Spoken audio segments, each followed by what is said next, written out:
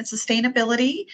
Speaking today on behalf of our Division of Air Quality, and we are here to talk about rule development for our state implementation plan submission requirements for moderate non-attainment of the 2015 National Ambient Air Quality Standard.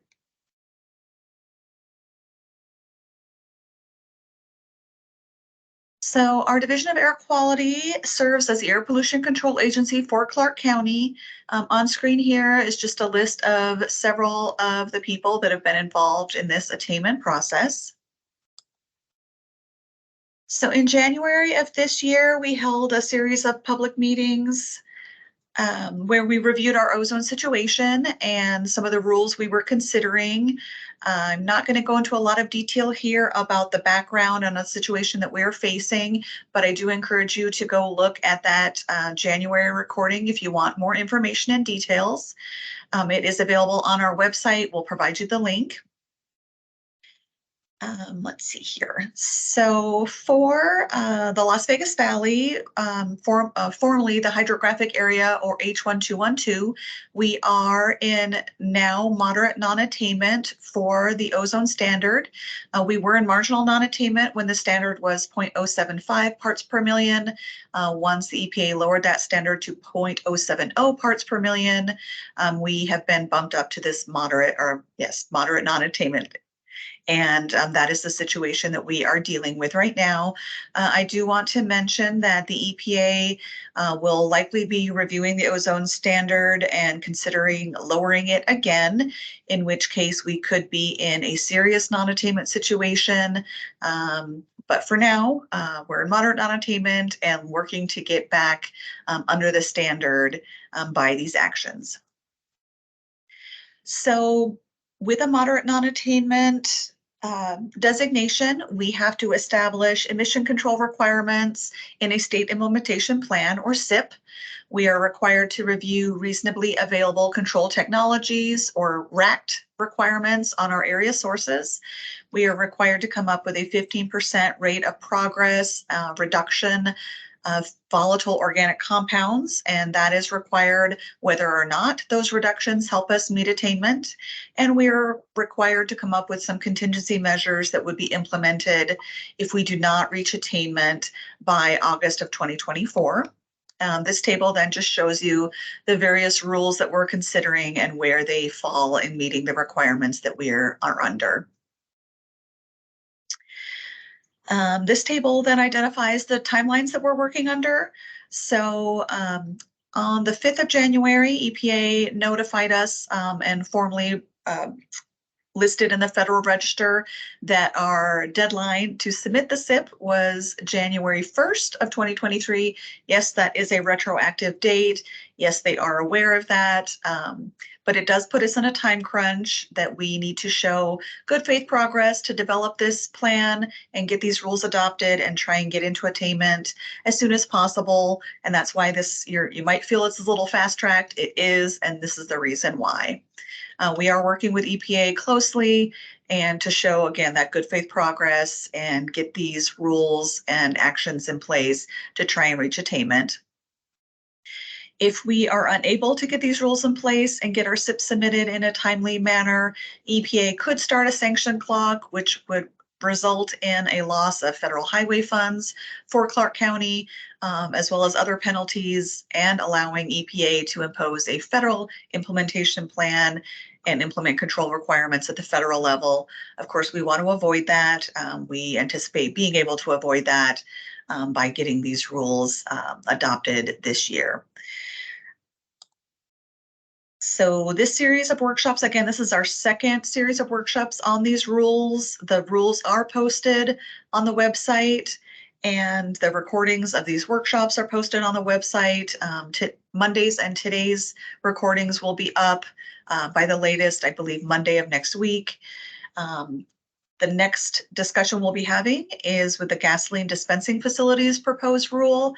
And I'm going to turn it over to Ted Lendis, who is our newly appointed planning manager for the department. He was formerly our permitting manager.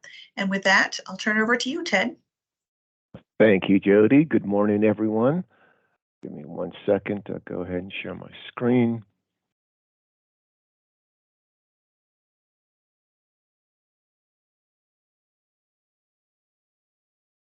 Okay, and you can all see that, right? Yes. Okay.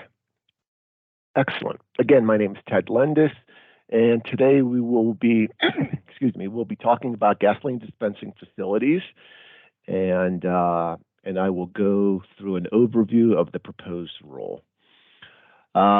Today's topics will be existing requirements that were incorporated into this rulemaking. We will talk about the area of applicability and how those requirements are triggered.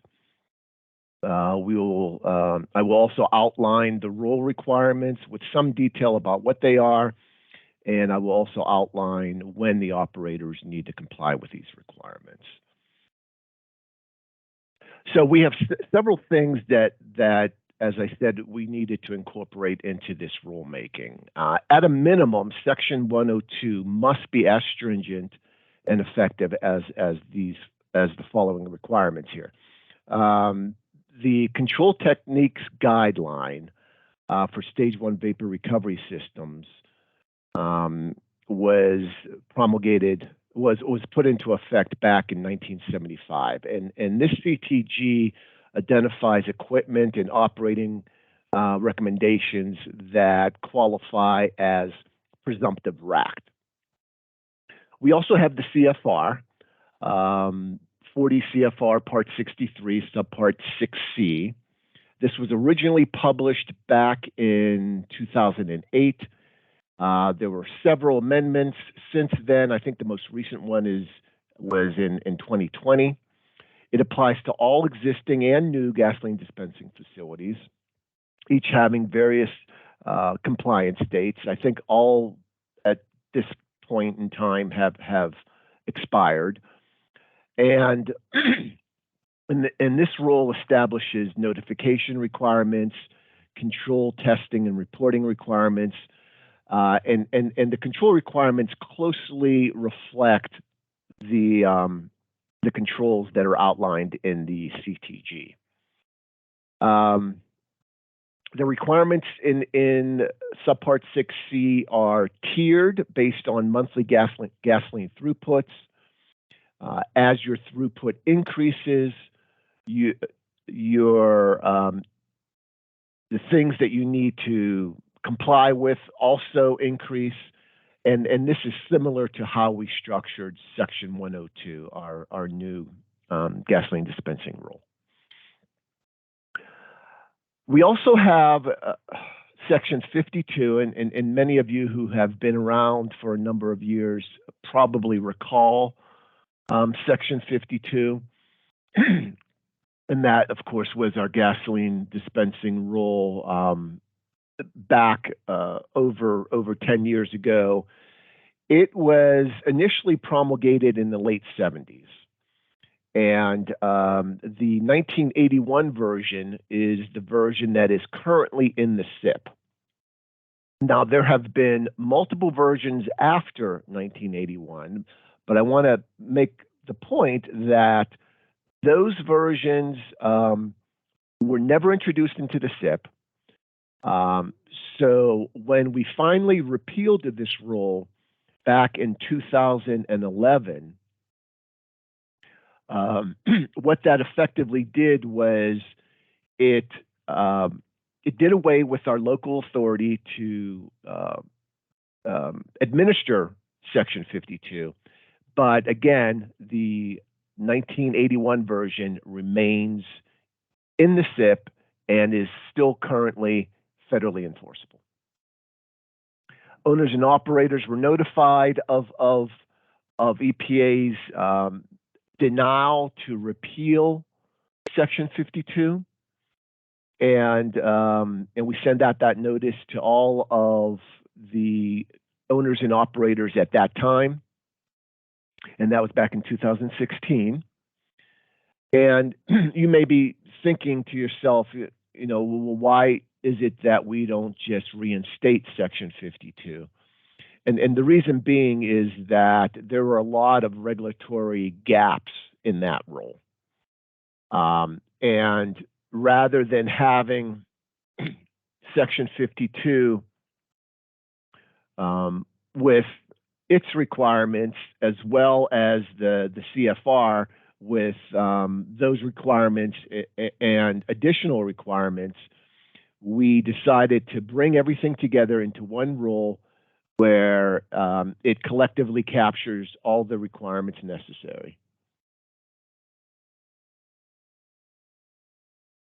So some of you that may have attended our workshop in February may be familiar with this slide. I'm not going to spend as much time on this today as we did back then, but this is to illustrate the point that I was just making about how we've got regulatory gaps across all of these, not just the old Section 52, but the CFR and the CTG as well.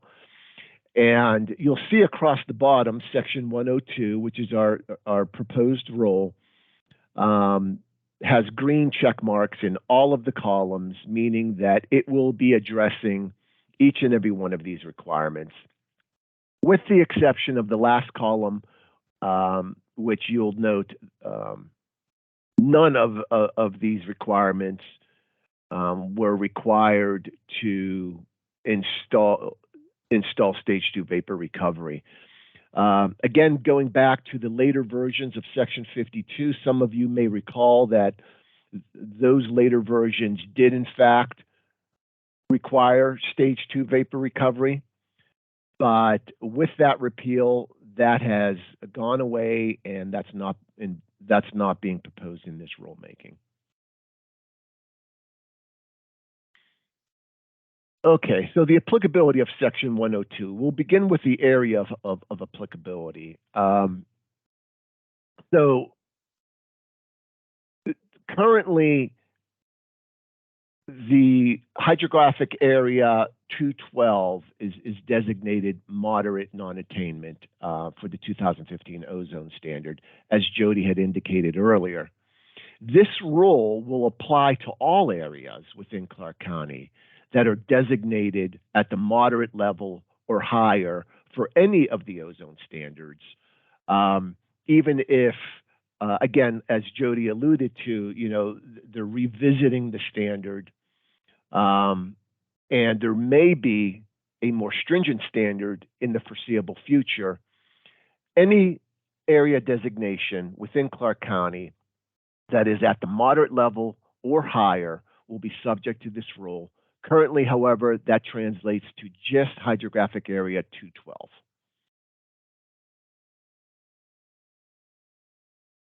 Now, that also includes maintenance areas, because a maintenance area is a derivative of a non-attainment area. So in the future, as an example, when hydrographic area 212 meets the standard, the National Ambient Air Quality Standard, and is redesignated to a maintenance area, this rule will continue to apply as it did previously, and that holds true for any of the areas that would later become maintenance areas.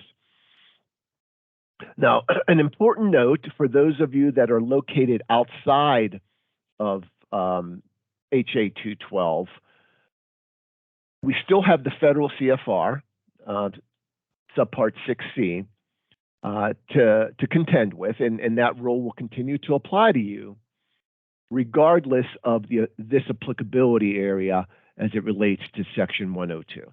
Okay, so 6C continues to apply to everyone, regardless of whether you're within hydrographic area 212 or outside of that area.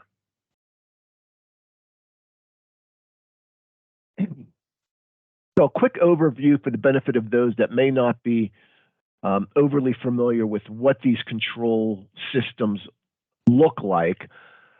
Stage 1 vapor recovery, which is circled in red here in this diagram, returns displaced vapors from the stationary storage tank to the cargo tank, the truck that's delivering the fuel.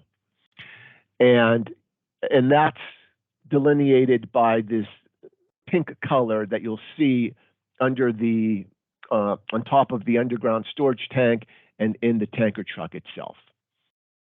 Stage 2 vapor recovery is essentially the same thing, but it has to do with filling of your car. So the displaced vapors in your car will then get returned back to the tank. And then we have the vent pipes that relieve the positive and negative pressures within the storage tank. So that's an overview of how these systems work. To continue on the applicability, we'll talk about the applicability requirements.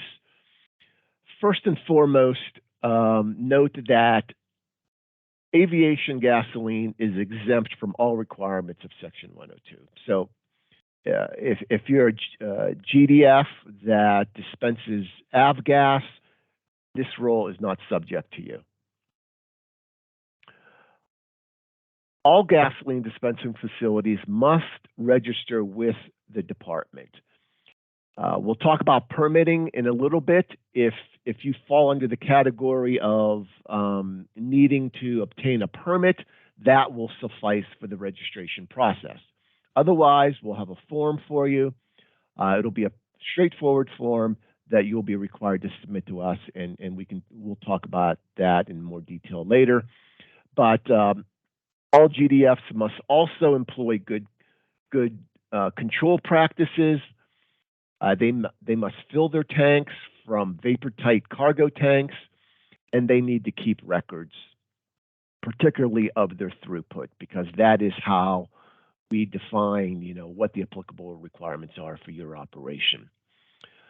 All gasoline tanks, regardless of your throughput, that are equal to or greater than 250 gallons in capacity, have to employ submerged filling. This is not a new requirement. This has actually always been the requirement. It dates way back into the early days of Section 52.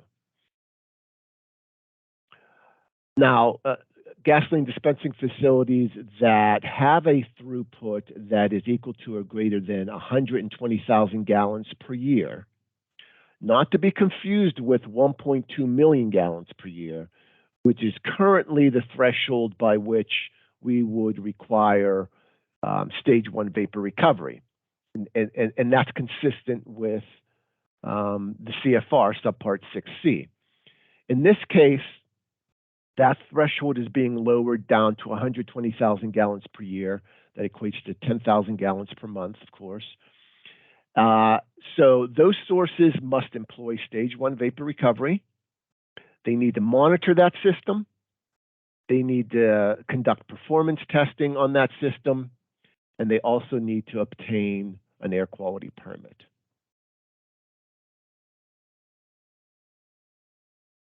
All vapor recovery systems must conform to CARB Enhanced Vapor Recovery Certification. We'll talk about that in a little more detail, but generally speaking, that will be the standard for all of the equipment and the system that you install.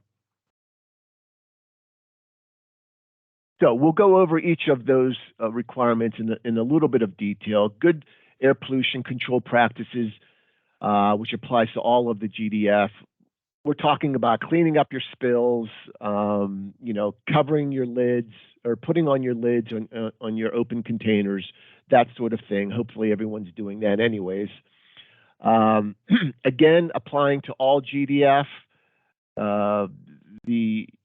your cargo tanks must be vapor tight, hoses properly connected when you receive those deliveries, and the closures have to seal upon disconnect. So you take off the hoses, there needs to be an automatic closure that seals off the vapors. For the tanks that are equal to or greater than 250 gallons, submerged filling is required. What that means is your fill tube, the end of your fill tube, the bottom of your fill tube, needs to be submerged if you have 6 inches of fuel in your tank or more. And stage 1 vapor recovery systems, which apply to throughputs that are equal to or greater than 120,000 gallons per year, is, it recovers your vapors displaced during tank filling. It needs to be a dual point vapor balance system. Coaxial systems are not allowed. They haven't been for years, actually. You also need to install a pressure vacuum vent, a PV vent. Most of you want to do that anyways, otherwise you're just emitting product into the air. And of course, that system needs to be vapor tight. So we have this thing called CARB EVR, CARB Certified Advanced Vapor Recovery. And I mentioned earlier how that will be the standard for anything that is built or installed moving forward. Now, there is a timeline associated with that, and we'll talk about that a little bit later. But I want to make a few points here. CARB EVR will apply to all affected facilities. And I thought that we should go over what that definition is, because it may not be intuitive to some of you. You may think of a facility as a gasoline service station, or the entire operation. But we define in Section 102 what affected facility means. And it basically boils it right down to the components of your system. So any part of a stationary source, including separate apparatus, components, and devices to which a standard is applicable. So if you're replacing a part that has a standard, that part is in fact an affected facility. Now, this is relevant when it comes to when CARB EVR is triggered for you, and again, we'll talk about that in just in a little bit. So examples of affected facilities: spill containers, lids, drain valves, adapters, seals, caps, PV vents. Those all qualify as affected facility.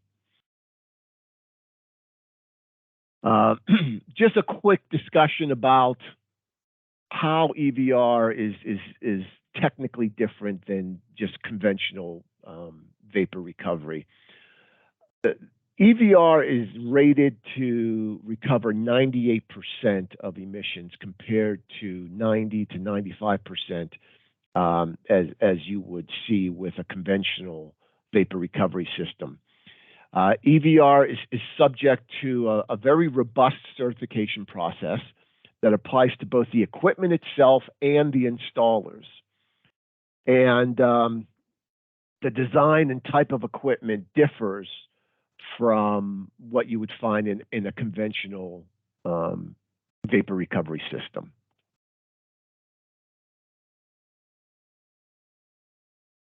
So the compliance schedule. Notification, registration, and permitting. Existing sources must either register or submit a permit application to DAQ by 180 days after the effective date of the rule. If you're already permitted, obviously, this has already been satisfied for you. But for those sources that have not been subject to permitting based on our current regulations, but will be subject to permitting because of Section 102. So in other words, you are dispensing 10,000 gallons or more of gasoline in a given month, 120,000 gallons per year. Those folks will have 180 days to submit a permit application.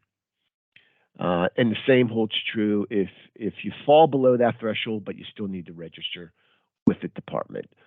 At the very least, you have to register with the department, but you may be subject to permitting based on your throughput.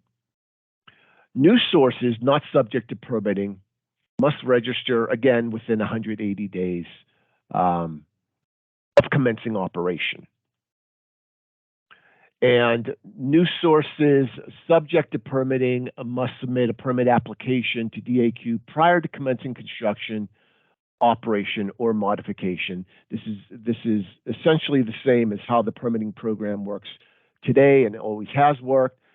You have to obtain your permit before you're allowed to begin actual construction or any sort of modification to your operation that is not consistent with the current permit that you're holding. So I'll take a moment now to explain the difference between an existing source and a new source. An existing source means a GDF on which construction or reconstruction began prior to the effective date of the rule. So if you began constructing prior to the effective date of the rule, even if you continue to construct after the rule is promulgated, you're still qualified as an existing source. And conversely, a new source would be anyone that begins actual construction after the date that the rule is effective.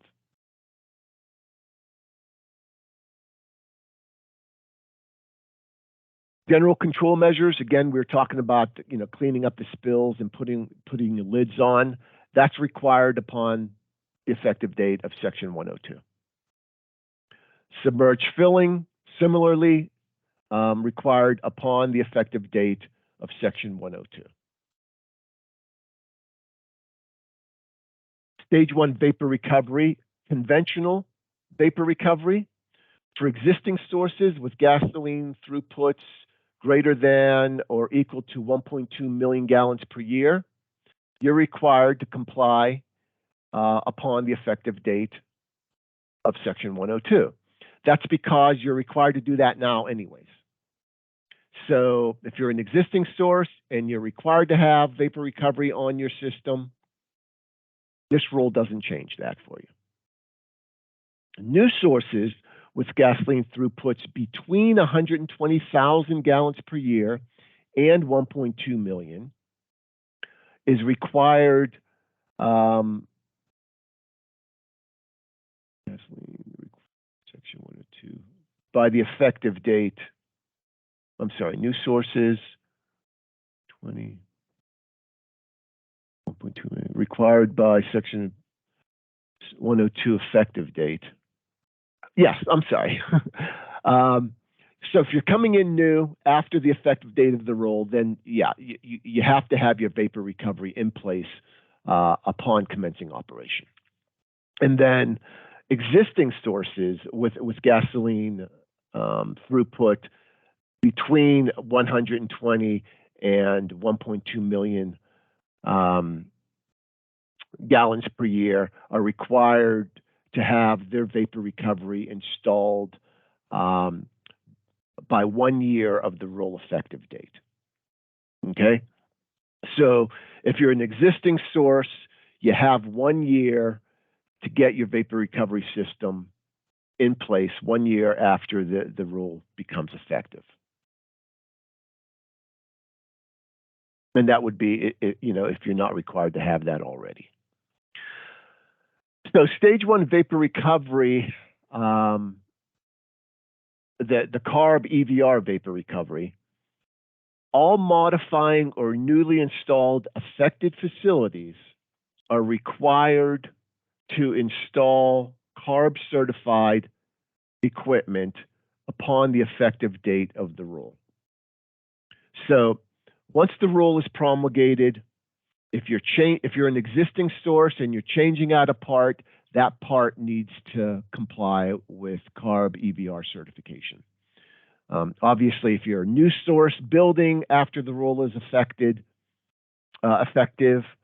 then you need to construct your facility in compliance with CARB EVR certification. All sources are required to comply with CARB EVR certification by 2 years after the rule is promulgated, 2 years after the effective date of Section 102. So irrespective of whether you were new or existing 2 years after the rule is effective, all gasoline stations within hydrographic area 212 must be fully converted over to a CARB EVR system.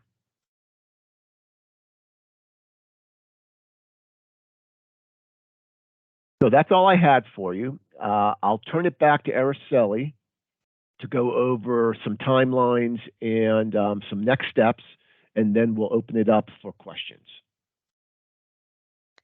Thank you, Ted. Okay, so this is the timeline that we're working with. Today, obviously, is July 13th, the workshop date. We would intend to start public comment on the rule on September 3rd, ending on October 3rd, and we would take it to the Board of County Commissioners for public hearing and rule adoption on November 1st. And the rule would become effective 2 weeks later on December 5th. As you recall, Ted talked about some compliance dates, and those would be based on this rule effective date of December 5th. The next steps are that we would like to give you this opportunity to give us your input and additional comments by July 27th before the rule is released to public comment on September 3rd. This is your opportunity to help us get this rule nailed down before it goes to public comment. And you can send those comments to me directly with my information at the email link provided in this slide, and also it's available on the website. Those who have registered for our mailing list will continue to receive updates on the development of these rules as well as our attainment plan. You can register if you have not already done so for the mailing list using the link provided here and also posted in the chat. And again, you can also follow the development of our attainment SIP on our webpage that we've created specifically for this project on the link provided on this presentation, and also it is posted in the chat, as well as we've also posted a link to the draft rules in the chat. And these are the contacts for this project. You can address all rulemaking and attainment questions to me and also submit your written comments to me directly, and I will get them to everybody on the project team. And also modeling questions should be directed to Zhang Li. His information is posted here. And we just want to, in summary, just say that we're going to continue to engage the industry and public in the development of these rules and our attainment SIP, and would highly encourage you to give us any comments you have based on what you're hearing today, and the rules that are online, the proposed rules that are online by July 27th. And also please sign up for our distribution list, our mailing list, if you have not already done so. And with that, I'm going to open it up to questions. Now, if you have any questions, please post them in the chat or raise your hand and I will enable your microphone so that you can speak.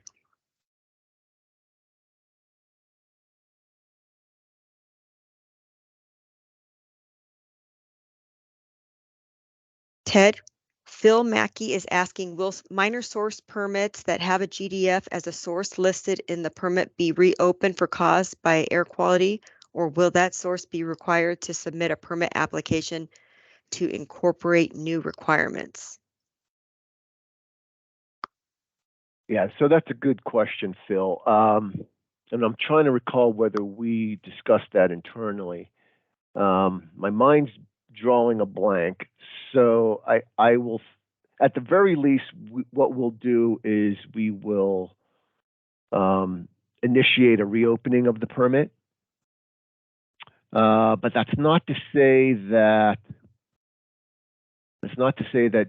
the operator wouldn't be required to submit an application. Now that I'm thinking about it more, that probably falls into the category of, existing sources within 180 days need to apply for the permit. And what we could probably do is clarify that language so that it includes permit revisions if you're an existing stationary source with a gasoline dispensing facility, on your operation, but not necessarily in your permit. So in summary, what I'm thinking is the source, similar to those sources that currently don't have a permit and are obligated to apply for a permit, an operation that currently has a permit but not with gasoline dispensing in it would be required to do a permit revision to get that in there and initiate that process on their own. Looks like that's a good question. Thank you. Cheryl has a question. Let me go ahead and enable her microphone.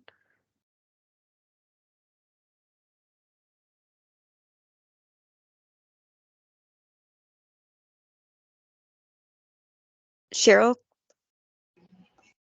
Can you hear me now? Yes, we can. Thank you. Hi, Cheryl. Quick question. Hey, how are you? Question. I'm doing well, thank you. Are you distinguishing gasoline dispensing operations from facilities, or are they all together? Yeah. No, thank you for that question.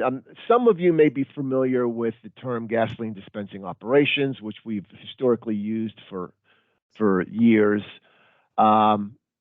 In this effort, we're trying to get back on board with the common term that's recognized nationwide, which is gasoline dispensing facilities. So to answer your question, no, there's not a difference other than we're making that shift, and moving forward, we're going to start referring to these guys as GDFs rather than GDOs.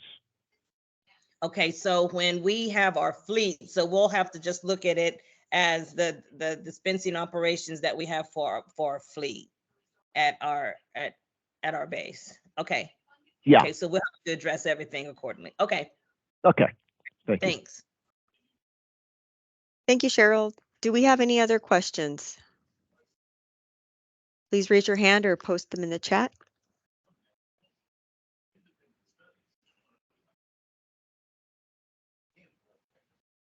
Let's see,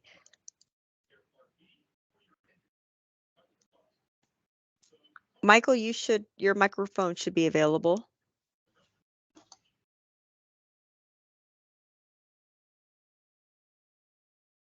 Michael, are you there? Yeah, Michael. Oh, sorry. Okay. I muted myself.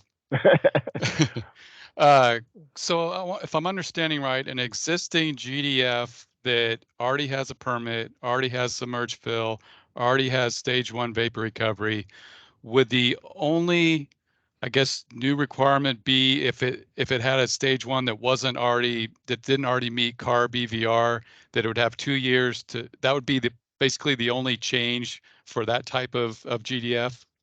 Exactly. Yeah, Okay. You've got that right. So, and I'm trying to read your mind. I suspect that that many of these gasoline dispensing facilities that are currently constructed in Clark County already comply with CARB EVR. They're not required to, but in many cases they do. So for many of you, this could really amount to absolutely no difference in what you've been doing for years. Okay. Great, thank you. Do we have any other questions? Please post them in the chat or raise your hand.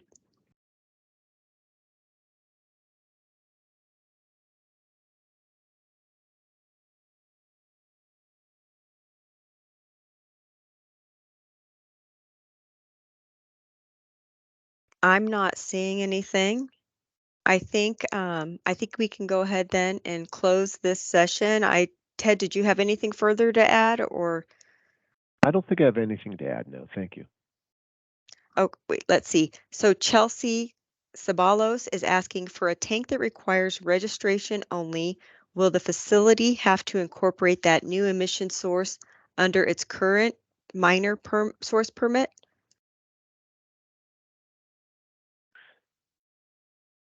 So this is similar to Phil Mackey's previous question, but a little bit different. So I read this as basically asking whether that tank will become an emission unit. And that's another one that we hadn't quite thought of.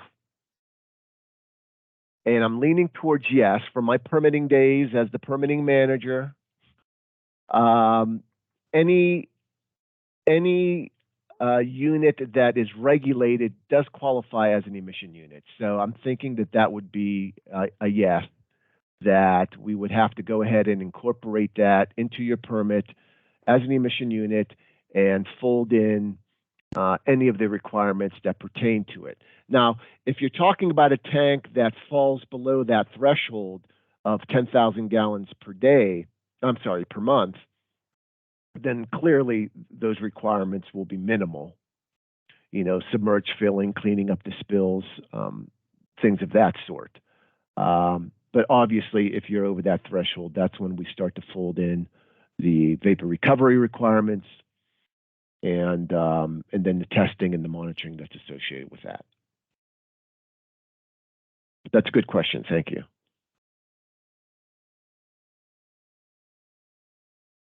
Are there any other questions?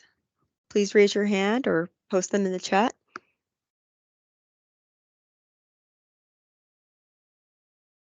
So you know what, Araceli, let me add, because I'm thinking about Chelsea's question a little bit further, because we do have these things called insignificant activities. And I mean, we would still have to know that you are an existing stationary source. And by that, I mean you have a permit, but you now fall under this rule because you've got a tank that otherwise would only require registration. And those emissions, I don't see why we wouldn't regard those as an insignificant activity, which you may be familiar with the fact that we do include those in your permit, okay? But there really isn't any further obligation on your part to do anything with that. So I'm on the fence between those two. The fact that there are requirements, albeit minimal, but there are requirements, causes me to lean more towards, well, there's really no way around calling it an emission unit if you're already a permitted source. But I am compelled to at least consider your potential emissions, which will be minimal, and whether it's possible to qualify it as an insignificant activity. So if I were to guess at this moment, I would say it will become an emission unit, but your question will certainly spur some discussion internally, and we will have that figured out before we end up going to the formal public participation process.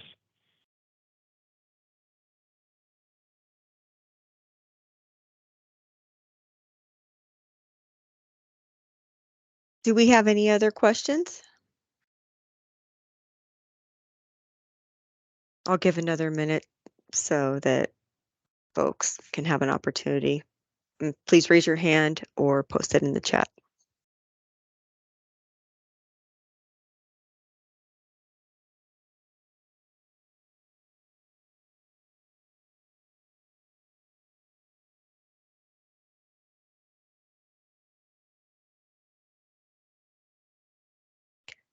I'm not seeing anything, so I think I will go ahead and close this session. And like I mentioned earlier, all of these presentations and the materials presented today and the recordings of them will be available on our webpage. On our webpage, you can also find a place to register for our mailing distribution list if you've not already done so. And please, we highly encourage you to get us any written comments on this rule by July 27th. So by the time we go for public comment, we'll have it as cleaned up and squared away as possible. We want to thank everybody for participating today. And with that, I will close this workshop. I hope you all have a good day. Thank you.